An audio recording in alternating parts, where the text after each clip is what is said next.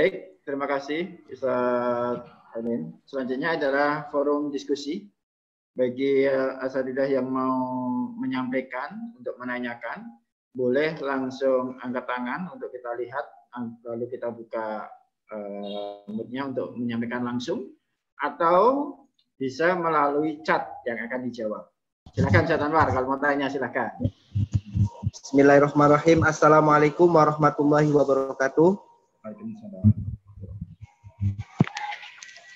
Ustadz mau bertanya Ustadz terkait dengan pembentukan karakter peserta didik. Di dalam masa pandemi ini kan sekolah tidak begitu maksimal dalam mengakomodir pembentukan karakter, tapi lebih ke dominannya kepada orang tua yang ada di rumah. Sebagai pertanyaan, apakah ada satu kiat khusus supaya pembentukan karakter ini bisa terwujud pada masa pandemi kepada orang tua yang khususnya sibuk, Ustadz. Jadi orang tua yang sibuk ini biasanya seperti yang tadi disebutkan bisa berkomunikasi dengan sekolah itu setelah maghrib, setelah pulang dari kantor. Kalau yang orang tua yang tidak ada kesibukan, insya Allah bisa sesuai dengan ketentuan sekolah yang dibuatkan jadwal dari pagi sampai sore. Tapi untuk orang tua yang sibuk, super sibuk, nah ini otomatis kan intensitas pembentukan karakternya sangat terbatas. Hanya malam hari sampai menjelang tidur. Nah di pagi hari sampai sore harinya ini anak tidak terpantau dalam pembentukan karakternya. Nah ini apakah ada satu kiat khusus bagi orang tua yang memang super sibuk? Terima kasih Ustadz. Pertanyaannya sih. Assalamualaikum warahmatullahi wabarakatuh. Waalaikumsalam Ustadz. Ustadz sebentar ya. Ini saya kayaknya masuk suara dari sini nih. Sebentar. Oke. Ya. Ya, jadi suara masuk. Oke, Ustadz, jadi memang ini problem di pandemi ini, Ustadz. Jadi saya mungkin sedikit cerita bahwa kalau sekolah saya, tapi ini tolong jangan jadi patokan juga. Kalau sekolah kami memang lebih cenderung pro untuk masuk sekolah. Karena memang kenapa? Karena justru ini anak-anak terlalu lama di rumah bisa stres. Tergantung bagaimana polanya, apakah sekolahnya shift-shiftan dan lain sebagainya. Itu yang pertama. Yang kedua adalah, ini saya secara pribadi, yang kedua adalah banyak orang tua yang sudah memulai pekerjaan. Sehingga kemudian membuat mereka tidak bisa mengawasi dan mengontrol anak-anak. Dampaknya apa? Anak-anak susah termonitor dengan baik, susah kemudian dilihat dengan baik oleh orang seperti itu, oleh orang tua dan juga oleh guru. Jadi memang problemnya seperti ini. Apalagi di kota, kalau kami di Depok ini big problem banget seperti ini. Jadi banyak orang anak-anak yang akhirnya ya udah di rumah temannya, siapa yang ada orang tuanya di klaster seperti itu. Nah, Ustadzah semuanya mengenai kontrol dari orang tua, ketika misal orang tuanya tidak ada, maka kalau pastikan kita juga di rumah tersebut ada orang dewasa yang mendampingi. Ini boleh siapa saja. Ini boleh siapa saja. Boleh tetangga, boleh atau siapapun seperti itu yang bisa dipercaya oleh orang tuanya. Kalau nggak ada bagaimana? Nah, kalau nggak ada ini jauh lebih sulit lagi Ustadz ya. Tentu kalau tidak ada, ini bisa dilatihkan kepada anak-anak kita. Saya punya cerita teman saya yang dia memang harus masuk, mau gimana lagi. Kalau enggak, dia kan juga beresiko dipecat dan lain sebagainya.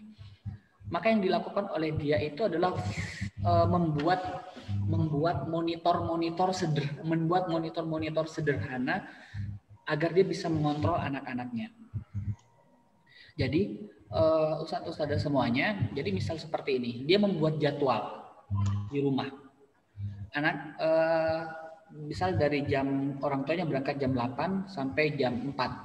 Oke, nanti jam 9 apa seperti. Jadi dia membuat jadwal yang cukup detail seperti itu dan anaknya bisa report ke dia. Mah aku sudah ini ya, dan orang tua yang mengecek ya karena memang keterbatasan. Tentu ini tentu ini banyak bolong-bolongnya, apakah banyak bolongnya ya pastilah gitu. Cuman ini yang bisa dilakukan. Jadi monitor pada mereka. Nah, ustadz-ustadz yang paling penting adalah tanamkan kepercayaan kepada anak-anak. Kita tahu bahwa saat ini pandemi ini sebenarnya yang paling mahal itu adalah bagaimana anak-anak bisa bertanggung jawab terhadap dirinya. Maka kita sebagai seorang guru dan juga sebagai orang tua, kita harus kemudian menanamkan kemudian kepercayaan kepada mereka dan melatih diri mereka untuk bisa bertanggung jawab pada dirinya, menyelenggarakan tugasnya, melakukan tugasnya dan lain sebagainya. Ini yang harus dilatihkan kepada mereka. Karena memang problem seperti ini banyak, Ustadz. Maka kita sebagai orang tua ya, guru harus bantu juga ya, buatin rutinitas, buatin jadwal. Kalau ada di rumah anaknya bisa report, kalau tidak orang tuanya mengecek apa saja yang sudah dilakukan. Dan yang pasti, yang paling penting kalau bisa ada orang dewasa di rumah tersebut yang bisa mendampingi itu lebih baik. Saya pikir itu, Ustadz. Baik. Begitu ya, Ustadz Anwar ya, jelas ya. Baik, ini dari good. Ustadz Anwar. Baik, dari Anwar Muhasir dari SD Al-Irsyad Lemah Abang, Cirebon. Dekatnya Ciledug. Baik, ini dari Jember. Ustadz izin bertanya, seperti apakah emosi positif itu? Dan bagaimana cara realnya kita menerapkan atau menyampaikan terhadap anak-anak? Kadang memang merasa sangat sulit saat di kelas untuk mengontrol. Apalagi di masa pandemi ini. Kita tidak pernah emosi, malah target pembelajarannya seperti kurang tercapai. Padahal lisan, emosi positif. Seperti apa dan contohnya?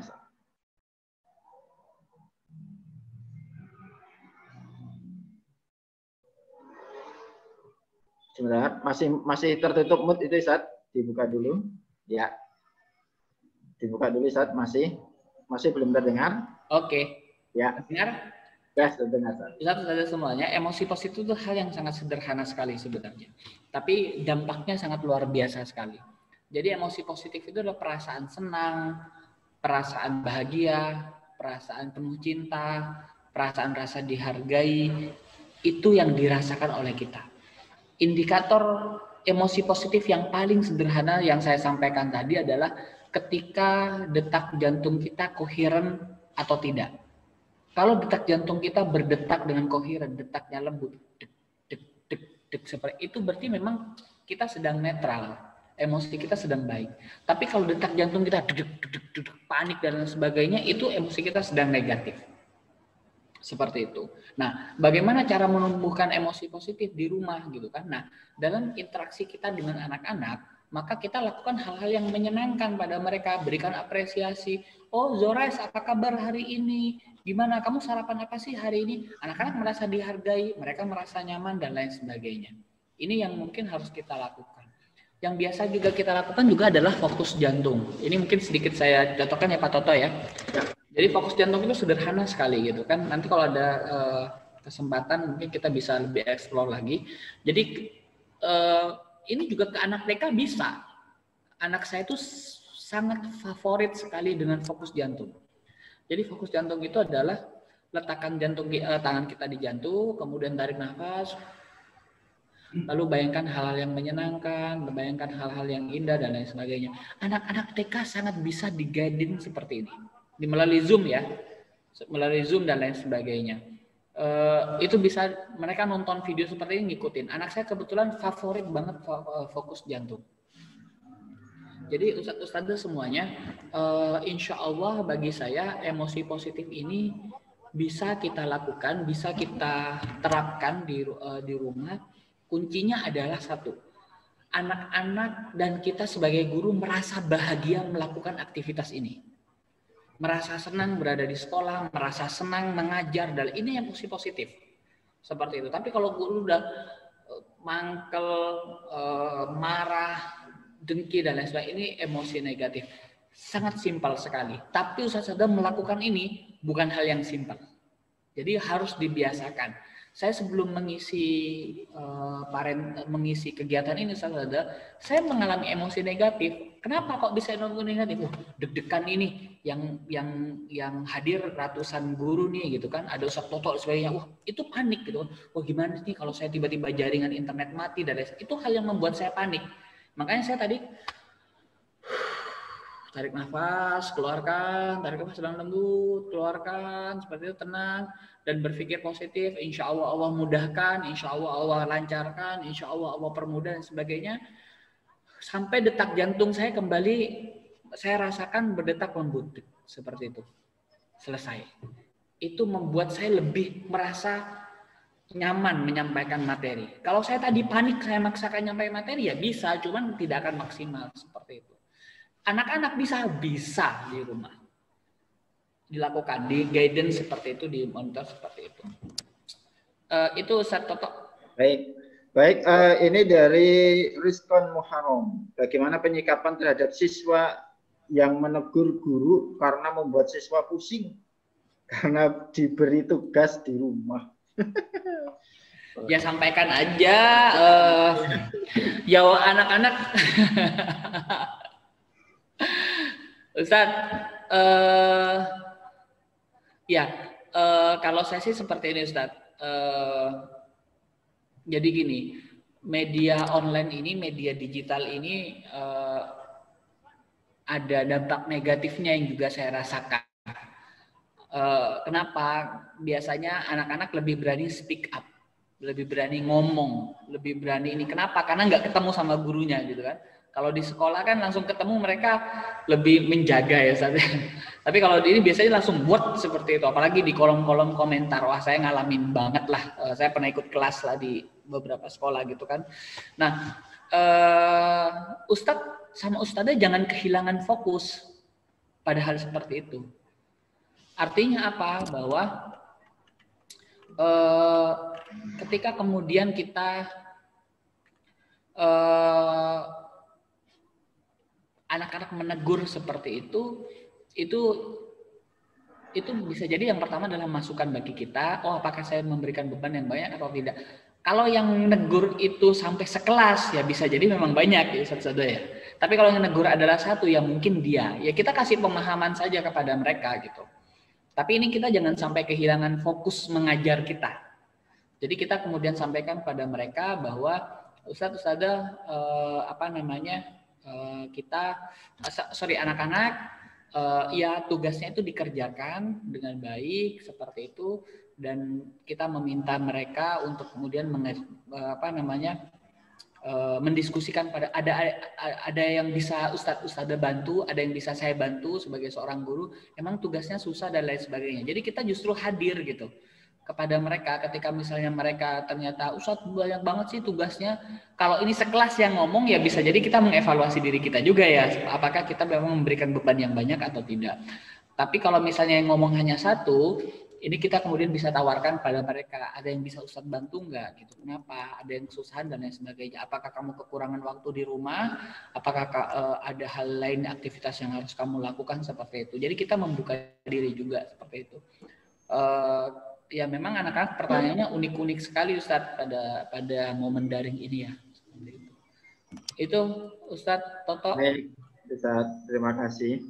Ini pertanyaannya banyak banget nih ya. Pertanyaannya banyak ini. Ini mau langsung disampaikan sendiri Bu Misnah untuk dari pertanyaan terakhir. Bu Misnah bisa disampaikan sendiri. Silahkan dibuka mute-nya. Bu Misnawati. Ustadz, saya ada UJ ini yang mungkin agak saya jawab dulu ya Ustadz. Silakan UJ, silakan dijawab. Afwan ini karena bagi saya takut mispersepsi juga. Saya sepakat sekali bahwa lekat itu berbeda dengan kehilangan kita sebagai guru, kehilangan respect anak-anak kepada kita. Jadi lekat itu bagaimana kita menjadi guru yang nyaman bagi anak-anak siapapun mereka, dan tentu kita harus ingatkan ketika anak-anak mulai tidak respect pada kita. Karena kalau kita nggak lekat itu bukan berarti kita kehilangan respect, kehilangan rasa hormat kita sebagai guru, bukan. Tapi kita menjadi guru yang kemudian nyaman, anak-anak nyaman berada di dekat kita. Kalau saya ketika saya mengajar SMP, mengajar SMA juga, ya respect itu lekat itu bisa menjadi teman diskusi yang asik buat anak-anak. Teman diskusi yang nyaman. Oh, kamu cerita apa aja ya nyaman dan lain sebagainya. Karena saya membuka diri dan emosi positif itu menjadi basic saya untuk kemudian berkomunikasi dengan mereka. Untuk anak TK, wah lebih ekstrim lagi. Harus lekat, harus keep in touch, memang harus nyentuh. Kalau anak-anak TK harus deket-deketan, mainnya juga harus seperti itu gitu. Jadi Ustadz UJ lekat itu jangan sampai kehilangan rasa hormat.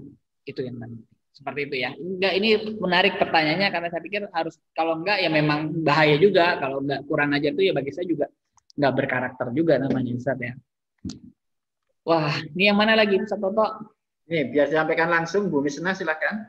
Dari Bekasi ini dekat dengan Jakarta. Terima kasih Ustadz. Bismillahirrahmanirrahim. Assalamualaikum warahmatullahi wabarakatuh. Assalamualaikum warahmatullahi wabarakatuh.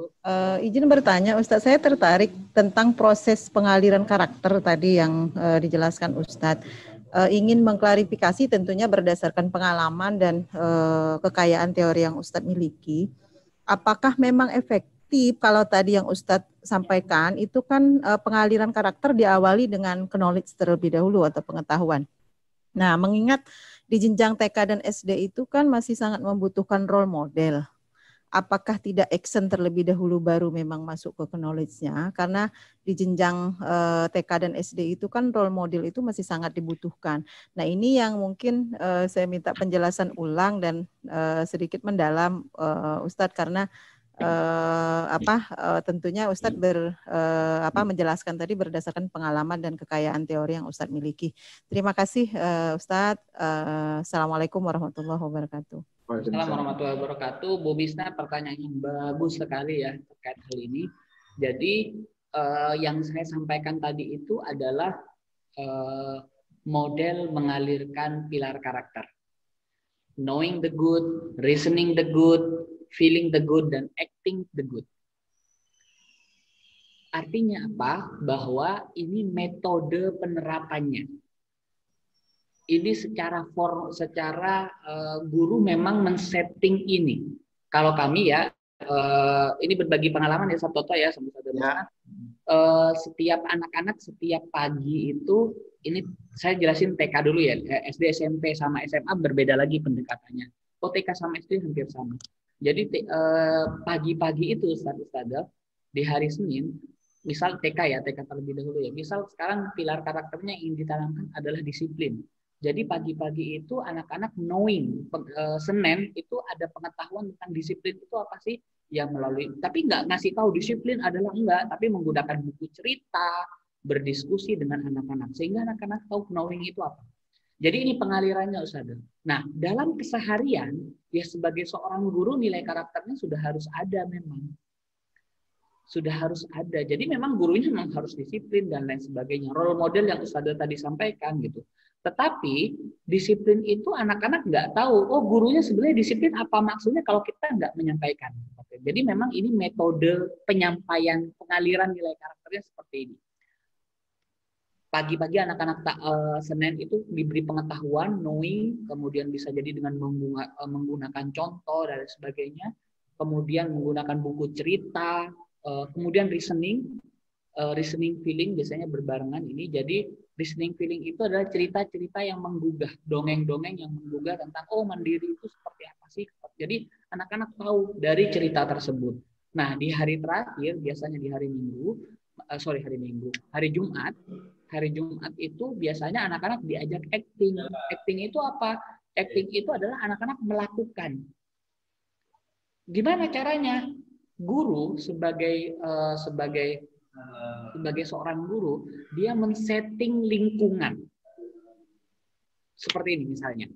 Sekarang adalah acting, ini TK ya saudara, saya jelasin TK dulu ya. Acting tentang tentang anak yang apa yang paling mudah ya? Anak yang cinta kerapihan lah, ini paling mudah ya saudara ya. Anak yang cinta kerapihan. Nah, guru men-setting memang anak-anak diajak keluar yuk, ayo diajak keluar seperti itu. Nah, di kelas kondisinya kan agak kocar-kacir seperti itu. Ada beberapa guru ini acting, ingat ada bedakan antara acting dengan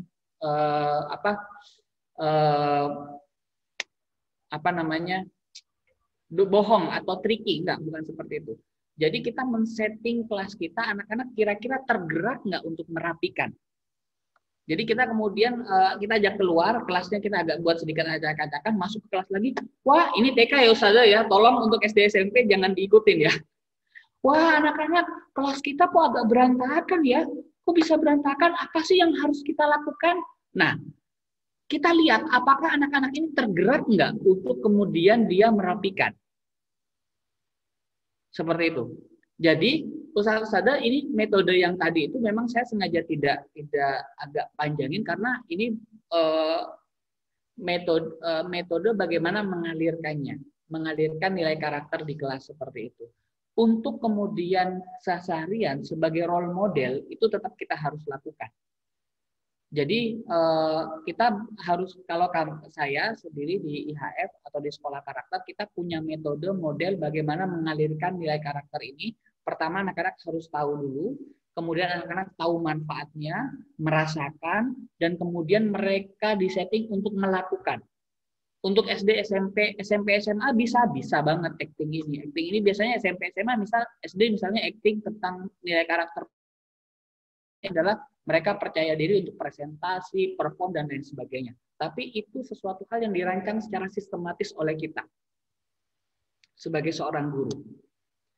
Jadi role model seperti yang dikatakan Ustazah tadi itu juga sangat penting. Itu masuk dalam keseharian. Jadi kalau kita kemudian mengajarkan disiplin, tapi itu tidak ada di dalam kita sebagai guru, bagi saya juga nggak mungkin juga seperti itu. Itu Ustazah.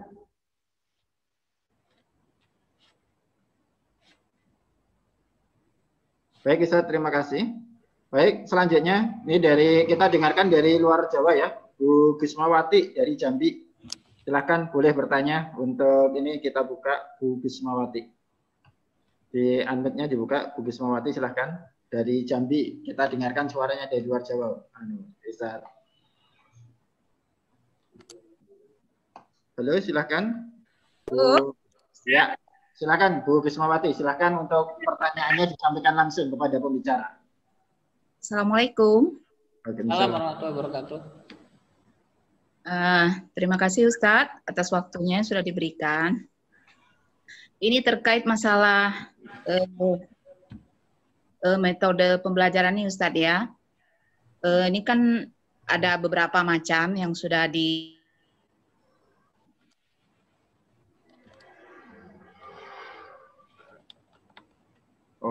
agak terpotong berarti ini. Diterapkan SD ini. Halo Ustadz, terdengar Ustadz? Terdengar. Ustadz? Ya, terdengar. Ini nampaknya sudah berjalan beberapa bulan ini Ustadz. Nampaknya anak-anak mulai bosan Ustadz. Barangkali ada metode yang lebih efektif mungkin Ustadz. Masalahnya kalau mungkin yang sudah sering ini kan melalui video. Melalui video nampaknya anak-anak ini mulai bosan sudah Ustadz. Mungkin ada metode yang lebih efektif mungkin Ustadz yang seperti Ustadz terapkan tadi.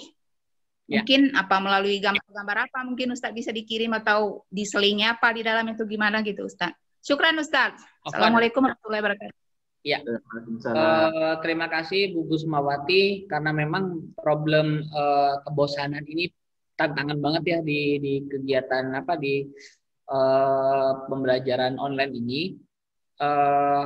Ya semua mengalaminya gitu, baik anak-anak ataupun guru gitu kan, karena memang minim interaksi.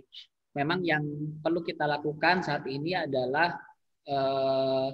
improve, artinya mencoba untuk mengeksplor lagi hal-hal apa saja yang bisa kita lakukan untuk mentransfer ini kepada anak-anak. Sebenarnya mungkin materi Ustazah Fitri kemarin salah satunya ya, itu Ustazah Fitri sampaikan menggunakan berbagai macam media online dan lain sebagainya. Cuman memang saya benar-benar memahami tentang tidak semua anak bisa melakukan hal tersebut karena banyak anak-anak yang sinyalnya di rumah juga terbatas dan lain sebagainya. Nah, kita menelpon anak-anak dan mengirim video suara kepada anak-anak itu juga salah satu metode sebenarnya. Bagaimana kita bisa tetap keep in touch dengan anak-anak seperti itu. Untuk anak, saya punya anak TKB, dia ternyata daripada video, dia lebih enak dikirimin voice note-nya gurunya. Seperti itu. Jadi memang ini hal yang bisa kita lakukan. Dan ustadz-ustadzah itu nggak salah. Artinya apa? Wah, kamu nggak pakai video, nggak keren. Bukan itu poinnya. Kita sekarang adu cepat dengan mengatasi kebosanan anak-anak. Dan bagi saya, ini tentu sebagai seorang guru, kita perlu banyak melakukan hal-hal baru. Kita banyak di website banyak sekali misal kemudian game-game yang kita bisa arahkan ke sana.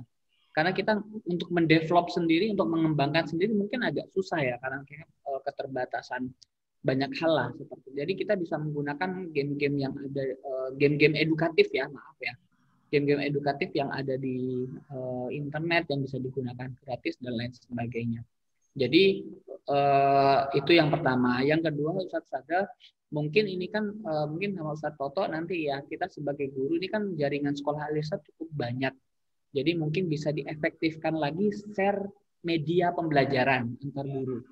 Jadi insya Allah ya, ini insya Allah sudah dilakukan ya, dan ini mungkin bisa membuat guru yang satu dengan guru yang lainnya saling menginspirasi satu sama lain. Jadi lebih baik, karena memang kalau saya pikir tidak ada perbedaan ya, TK se-Indonesia materinya ya sama itu. SD kelas 1 ya materinya sama. Yang berbeda adalah metodenya, medianya, seperti itu. Nah ini bisa diaktifkan lagi saling berbaginya seperti itu. Itu Bu Gusma. Syukron Ustaz, jawabannya itu sudah jelas ya, dengan metode yang lainnya. Insya Allah kemarin sudah disampaikan dengan baru sampai nanti akan dilanjutkan mungkin dalam waktu yang lain diajari teknik yang lainnya. Baik, selanjutnya ini dari tadi beberapa chat banyak yang harus mungkin kita diskusikan. Salah satunya ini dari Jember, ini dari Alisa Jember, izin bertanya, jika seorang anak melakukan kesalahan, sikap orang tua dalam menegurnya baik bagaimana? Memarahi atau memberi penegasan. Kebanyakan orang tua kadang berpikir kalau dimarahi pasti si anak bakal jerah, dan kalau hanya dibilang saja ada potensi anak untuk mengulangi atau tidak kapok. Jadi baiknya bagaimana orang tua dalam menyikapi anaknya yang melakukan kesalahan. Terima kasih Ustaz. Ya. Oke. Ustaz-ustaz semuanya, memarahi itu kan sebenarnya kita mengingatkan kepada anak-anak. Pertanyaannya adalah kita mau mengingatkan mereka dengan cara seperti apa? Apakah kemudian kita menggunakan fisik? Apakah kita kemudian mau menggunakan membentak atau menggunakan cara yang lebih lembut seperti itu? Bagi saya masing-masing ini punya resiko, punya konsekuensi. Ketika anak-anak dihukum secara fisik, pertanyaannya relevan nggak dengan kesalahan mereka? Kalau kemudian misal anak, saya tidak tahu kenakalannya seperti apa ya, tetapi bagi saya lebih sepakat menggunakan pendekatan persuasif pada mereka. Bukan persuasif istilahnya ya. Saya lebih sepakat untuk kemudian berkomunikasi dengan mereka, karena bagi saya ini lebih efektif. Saya kalau kebetulan anak saya melakukan sesuatu hal yang negatif, hal yang tidak saya sukain, dan saya ingatkan, saya sampaikan kepada mereka itu nggak boleh, itu nggak boleh ya. Saya nggak mau perdebatan tidak atau boleh kata tidak atau tidak ya Ustaz ya. Boleh nggak kita pakai kata tidak atau jangan? Itu bagi saya nggak selesai perdebatan itu. Tapi gini, saya sampaikan pada anak saya, dan ini yang mungkin yang dipakai di sekolah kami juga, bahwa itu misal langsung fokus pada kesalahannya apa. Misal dia mukul teman. mukul teman di sekolah gitu kan. Seperti itu, mukul. Lalu saya katakan, nak, itu membuat teman kamu nggak nyaman. Itu membuat teman kamu sakit, seperti itu. Dan kita datengin ke yang dipukul tadi gitu kan. Gimana kamu? Ya sakit Pak, dipukul seperti ini. Nah, coba, kamu seneng nggak membuat teman kamu sakit? Jadi dialog-dialog seperti itu, saya lebih kenanya seperti itu, Ustaz Sadar. Karena ternyata kita lebih menghukum anak ini itu tidak membuat apa-apa. Karena mereka kadang nggak ngerti kenapa saya harus kemudian dilarang dan lain sebagainya. Kalau dilakukan berulang-ulang, maka kita perlu duduk bareng. Sebenarnya kamu mau apa? Apa yang kamu inginkan? Kalau ternyata ini masih belum ketemu, bagi saya kita perlu berkomunikasi dengan orang tuanya. Ini saya pernah lakukan di sekolah di Kalimantan Selatan. Saya pernah di sana. Saya ngelihat, mungkin saya sempat cerita juga ya. Jadi ada orang anak yang setiap kanan mukul, kiri mukul, dan lain sebagainya. Ternyata ketika saya lihat di rumah, bahasa komunikasi orang tuanya gitu. Nak mandi, duar. Nak tidur, jundor. Nak makan. Jadi anak ini menganggap bahwa memukul adalah bahasa komunikasi. Nah, ini sebagai guru Ustadz, kita harus melihat ini secara komprehensif. Karena bisa saja kita kemudian memarahi mereka. Kamu kok mukul sih? Nih, dipukul juga. Pertanyaannya problemnya selesai atau tidak? Bisa jadi selesai saat itu. Tetapi anak-anak apakah sadar bahwa apa yang dia lakukan salah? Belum tentu. Jadi silahkan yang dipanggil. Kenapa? Misal A dan B. Yang B dipukul, B didatengin. Gimana? Sakit Pak, dipukul. Saya sedih banget. Nah, teman kamu tuh sedih dipukul sih, perlakukan seperti itu. Kamu kalau dipukul sakit enggak? Ya juga sakit kan. Teman kamu juga merasakan hal yang sama. Nah, metode-metode seperti ini Ustadz memang lebih lama. Enggak sabaran, bablas. Tapi saya yakin bahwa metode ini lebih efektif untuk memberikan efek yang lebih permanen kepada anak-anak. Kita bisa saja, oh ya Ustadz, saya aslinya Madura, Sumeneb. Nah, orang tua saya dulu itu memang bahasanya bahasa sapu. Tapi pertanyaannya itu tidak membuat saya sadar-sadar juga gitu kan. Sehingga saya benar-benar belajar bahwa oh ternyata dengan metode dialog itu membuat saya lebih merasa tahu kesalahan saya dan merasa tahu dampak kesalahannya seperti apa gitu. Nah, kenapa saya katakan masing-masing pendekatan ini ada resikonya seperti itu. Itu mungkin Ustadz Toto ya. Ini seru sekali kalau bahas masalah ini karena saya waktu kecil memang bahasa orang tua saya itu bahasa sapu gitu kan. Karena saya kemudian dibesarkan dengan bahasa sapu dan itu nggak efektif, saya berjanji tidak akan melakukan itu kepada anak saya dan kepada murid-murid saya lagi gitu. Karena nggak efektif, ya orang tua saya mungkin nggak ngerti ya. Jadi sedikit banyak, jedor gitu kan, dipukul ya. Besoknya saya ulangin lagi karena saya nggak ngerti kenapa saya dipukul gitu kan. Saya bilang wah, ya juga waktu kecil saya diperlakukan seperti itu ya nggak efektif gitu. Ya saya sekarang ya ke anak-anak saya sebagai saya lebih banyak menggunakan bahasa abang kenapa gitu. Misal kemarin ya anak saya ini yang mana nih ya? Ya yang TK gitu kan. Habis sholat main dan lain sebagainya, habis maghrib nggak pulang ke rumah dan lain. Ini sudah berkali-kali gitu kan, berkali-kali sebagai sampai saya dudukin gitu. Abang, saya bilangnya abang sih, abang, Abi itu sayang banget sama abang. Abi itu ingin abang tuh jadi anak baik, pengen abang itu jadi anak yang bisa mengaji. Dan abang tahu nggak, Abi itu sedih banget ketika habis sholat maghrib, abang nggak pulang ke rumah. Coba, gimana perasaannya Abi? Sedih banget. Umah juga tadi sedih juga. Saya panggil Umah. Umah juga sedih tadi. Jadi, Abi itu nggak nyaman gitu. Abang kenapa tadi main di luar? Kan sama teman-teman. Tapi abang tahu kan kalau misalnya habis maghrib kita memang harus pulang, harus ngaji dulu kan. Iya Bi, maaf ya Bi ya. Jadi dia tuh lebih, bagi saya komunikasi ini lebih masuk. Saya sampaikan bahwa saya sebagai orang tuanya dia tuh sayang banget pada dia dan pengen dia jago bisa mengaji gitu. Dan ketika dia pulang sholat dan kemudian tidak pulang ke rumah malah main, itu membuat saya sebagai orang tua sangat sedih gitu. Nah, bagi saya itu komunikasi seperti itu lebih powerful. tapi memang butuh kesabaran, dan itu memang butuh, kita sebagai orang tua ini butuh ya butuh menahan diri lah. Saya kalau nggak menahan diri, saya bisa aja pakai sapu ya Bu ya, duar seperti itu. Simpel, selesai. Tapi pertanyaannya apa?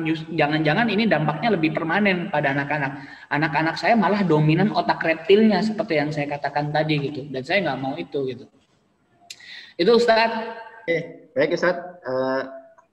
Untuk pendidikan karakter sendiri di sekolah karakter yang dikembangkan berapa karakter Ustadz? Kita sebenarnya kalau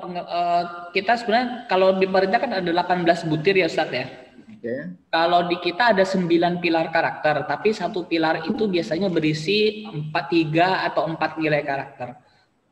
Misal pilar 1 cinta Tuhan dan segenap ciptaannya. Jadi menyayangi tumbuhan, menyayangi hewan, mencintai ciptaan Allah dan sebagainya. Pilar 2 itu mandiri, disiplin dan bertanggung jawab. Jadi itu saja kita klaster, kita kelompokkan pilar itu karakter-karakter yang hampir mirip. Misalkan pilar 2 itu kan mandiri, disiplin, bertanggung jawab. Ini pendekatannya pasti agak mirip Ustaz. Jadi kita klaster. Itu sampai ada 9 pilar dan 1 ke 4. Seperti itu. Untuk pembelajarannya include di dalam pembelajaran di kelasnya atau ada materi tersendiri atau masuk dalam pembiasaan biasanya? Jadi kita gini Ustaz, kalau di kami biasanya ada di pagi hari itu 10-20 menit untuk menyampaikan nilai karakter. Masing-masing level itu beda-beda. Misal kalau TK itu benar-benar rigid. TK itu misalnya ya udah gurunya bercerita, kemudian gurunya pakai buku pilar, buku nilai karakter gitu. Yang kita memang sedikit susun agar mempermudah sebenarnya. Ustadz bisa pakai metode lain. Kemudian di hari terakhir ada acting. Jadi anak-anak diajak untuk bergerak apakah dia bisa bereaksi nggak dengan acting yang disetting oleh guru. Ini untuk TK. Untuk SD biasanya lebih kompleks lagi. Mereka nilai-nilai karakternya biasanya dengan cara bercerita, nonton film, dan lain sebagainya. Biasanya lebih lama. Kalau misalnya TK itu kan per minggu. Setiap minggu berubah karakternya. Kalau SD biasanya lebih lama karena memang anak-anak SD lebih diskusinya lebih dalam ya. Untuk SMP dan SMA lebih kompleks lagi, proyeknya lebih luas. Misal nilai karakter di SMP itu total action. Total action itu adalah melakukan totalitas di dalam melakukan sesuatu gitu kan. Jadi mereka bikin proyek dan lain sebagainya. Tetapi nilai-nilai karakter itu harus dikomunikasikan dan terdiskusikan dengan anak-anak. Seperti itu. Baik, Ustadz, terima kasih atas waktunya. Ini sudah banyak hal yang bisa kita diskusikan secara bersama-sama. Mungkin sebagai penutupnya, Ustadz, closing, monggo untuk statementnya seperti apa, Ustadz? Ya, baik.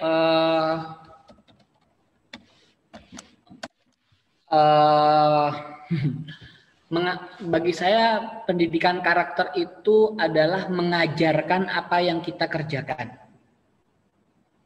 Jadi sebagai seorang guru kita harus paham betul terhadap apa yang kita ajarkan kepada anak-anak. Bahwa kita bukan hanya menyampaikan bahwa kita harus jadi orang yang disiplin, jadi orang yang mandiri dan lain sebagainya. Tetapi kita juga sebagai guru harus menjadi contoh. Kalau tadi Bu Misna ya tadi yang mencontohkan kita role model, ya itu memang harus dilakukan oleh kita. Dan itu semuanya harus kita lakukan dengan emosi yang positif. Artinya apa? Bahwa sesuatu itu harus dilakukan dengan riang gembira. Sekolah itu akar katanya kan salah satunya adalah skolea, yaitu tempat bersenang-senang. Jadi kita menjadikan ini sebagai tempat bersenang-senang. Saya orang yang saya tadi sempat menceritakan saya tipe dulu dididiknya di Madura dan cukup ekstrim sekali cara mendidik mereka dalam nilai karakter. Tetapi yang saya rasakan adalah kita harus menemukan cara yang lebih baik lagi agar anak-anak bisa nanami nilai karakter yang lebih permanen. Dan tentu saja dengan lekat kepada anak-anak, dengan bisa dekat kepada anak-anak, emosi kita positif, ini insya Allah akan membuat kita sebagai seorang guru bisa lebih mudah untuk menanamkan nilai karakter kepada anak-anak. Jangan bosan-bosan berkomunikasi dengan mereka, karena begini Ustadz, anak-anak yang mendapatkan cinta di rumahnya, mereka akan datang ke sekolah untuk tujuan belajar. Tapi anak-anak yang tidak mendapatkan cinta di rumahnya, mereka ke sekolah untuk mendapatkan cinta gurunya. Ini harus kita pahami. Bahwa banyak kelas murid-murid kita sebenarnya pengen mengharapkan cinta kita sebagai seorang guru. Dan anak-anak yang tidak mendapatkan cinta di masa kecilnya, di masa kanak-kanaknya, di masa mereka bersekolah, mereka akan menuntut cinta dengan cara yang paling mengerikan. Gitu. Karena bahaya ini Ustadz. Orang menuntut cinta dengan cara yang paling mengerikan ini berbahaya. Anak yang nggak mendapatkan cinta, cinta itu kebutuhan. Kalau mereka nggak mendapatkan itu, mereka akan menuntut dengan cara yang berbahaya. Caranya seperti apa? Bisa menarik, bisa kemudian mereka terjun ke narkoba dan lain sebagainya agar mendapatkan perhatian. Maka berhati-hatilah dengan anak-anak, berikan cinta kepada mereka, karena kalau mereka nggak mendapatkan cinta, mereka akan menuntut cinta dengan cara yang sangat mengerikan. Itu Ustaz. Super. Terima kasih Ustaz, super sekali. Sama-sama. Terima kasih sekali lagi pada Ustadz Muhammad Halim Bagabasi, Sekretaris MPP Al-Irsyad, pimpinan Pusat Al-Irsyad Al-Islamiyah. Kita ucapkan terima kasih sekali lagi, dan asal semuanya jangan lupa untuk pelatihan Kamis yang akan datang, insya Allah akan kita infokan lebih dekat lagi. Kita akhiri dengan bacaan hamdalah dan doa kafaratul majelis. Alhamdulillahirabbil alamin. Bihamdika asyhadu an la ilaha illa anta astaghfiruka wa atubu ilaik. Mohon maaf manakala ada salahnya di dalam saya selaku moderator, mohon untuk diikhlaskan. Wassalamualaikum warahmatullahi wabarakatuh.